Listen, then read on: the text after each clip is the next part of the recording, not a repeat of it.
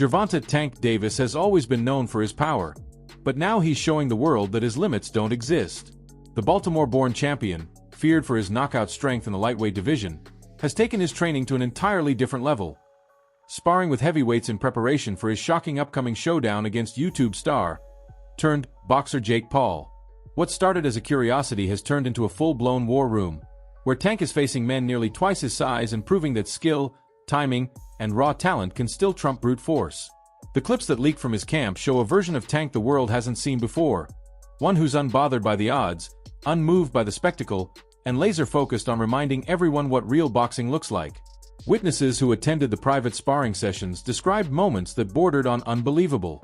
In one instance, Tank delivered a left hand so violent it sent a heavyweight reeling onto the ropes, eyes wide in disbelief. The sound of that punch echoed through the gym like a gunshot, silencing everyone inside. "Man, he hit that boy so hard, he was hanging on the ropes," one onlooker said, shaking his head. "That was a big boy too. A real heavyweight." Those who know Tank best say this is no accident. Every session, every punch, every round is calculated. He's putting himself in danger on purpose, forcing his body and reflexes to adapt to the kind of physicality Jake Paul will bring to the ring. At 5'4" and roughly 135 pounds, Davis has no business sparring with 200-pounders. And yet, that's exactly what makes him different. Tank's trainer has him working on precision over power, composure over chaos. The goal isn't to dominate bigger men, it's to master distance, timing, and rhythm. When you see Tank slip a jab, pivot, and counter with a lightning-fast combination, it's clear he's studying the geometry of the fight. Every move is designed to prepare him for Paul's reach and awkward angles. "We're not here to prove who's stronger," one member of his camp said. "We're here to make sure he's unshakable." Jake's size won't mean a thing once Tank finds his rhythm. It's a philosophy that's earned Davis the respect of analysts and fighters alike. The gym might be filled with heavyweights, but it's Tank who controls the atmosphere. His movement smooth, his focus razor-sharp, his confidence radiating with every exchange. But this isn't just about physical training. Former UFC fighter and analyst Chael Sonnen recently stated that Gervonta Davis carries the weight of boxing's reputation on his shoulders going into this fight. Sonnen, known for his blunt takes, didn't mince words. He said that this matchup isn't just about two fighters, it's about preserving the credibility of an entire sport. "No matter what Jake Paul's done to bring attention to boxing," Sonnen remarked, "it's on Tank to remind people what real boxing looks like." For Sonnen, this is bigger than a paycheck. It's a mission. If Davis wins convincingly, he restores order to a sport that's been flirting too long with celebrity theatrics. If he loses, boxing loses its mystique to spectacle. Veteran trainer Teddy Atlas echoed that sentiment, calling Tank one of the most powerful, skilled, and mentally sharp fighters in the world today. Atlas dismissed the idea that Jake's size advantage could tilt the fight. "It won't matter once the bell rings," he said. "Tank has fought taller men, faster men, more experienced men. He's faced every style imaginable.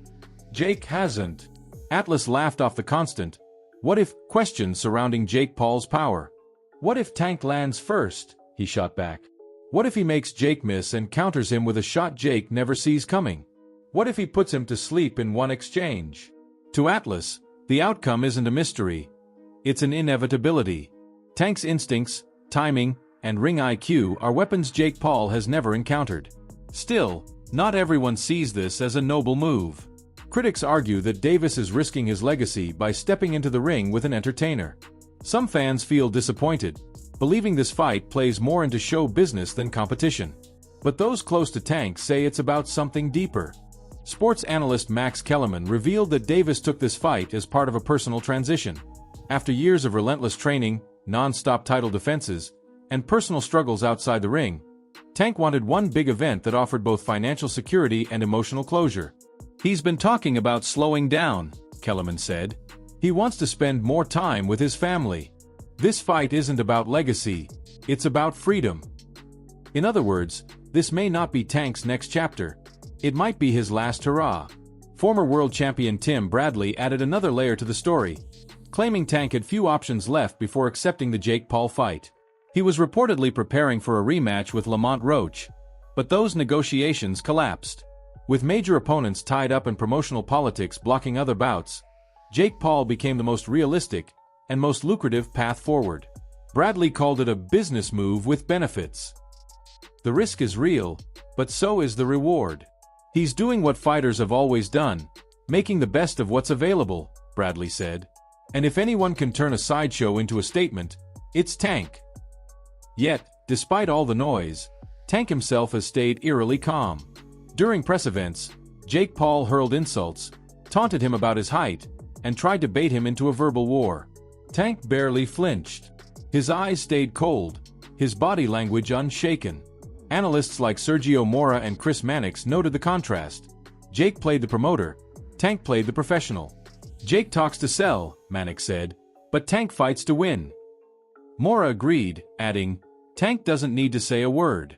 His fists do the talking. Still, some critics point out that Tank's quiet demeanor could hurt the fight's hype. He's not a talker, Mora said. He's a fighter. But the thing is, people forget, that's exactly why fans love him. Behind all the analysis, though, one truth remains clear. Gervonta Davis is fighting for more than a win. He's fighting to defend boxing itself. In an era where social media influence can buy pay-per-view slots, he's standing up for skill, discipline, and legacy. Every punch he throws against those heavyweight sparring partners is symbolic. Proof that talent still matters. While Jake Paul's career has thrived on flash and self-promotion, Tank's has been built on pain, sacrifice, and precision.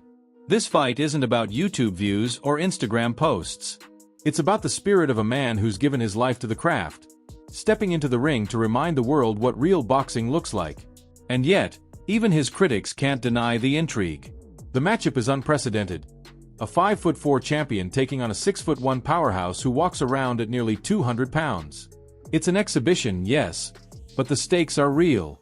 Pride, respect, and the credibility of an entire sport are on the line. For some, it's a circus. For others, it's a test of truth. Can skill conquer size? Can legacy defeat celebrity? Those are the questions hovering over November 14th at State Farm Arena in Atlanta, where the world will finally get its answer. Because when that bell rings, the talking stops. The tweets, the press tours, the hype, all of it fades. What remains is two men in a ring, one fighting to prove he belongs, the other fighting to remind everyone why he's a legend in the making. Gervonta "Tank" Davis may be smaller, but in that moment, every punch he's thrown, every round he's fought, every hour he spent grinding in the gym will converge into one truth.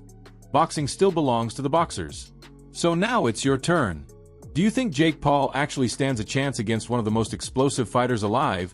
Or is Gervonta Davis about to silence the circus once and for all? Drop your thoughts in the comments below, and don't forget to like, subscribe, and hit the notification bell for more stories that dive deep into the battles that define real boxing. Because when the lights go out in Atlanta, it won't just be a fight, it'll be a reckoning.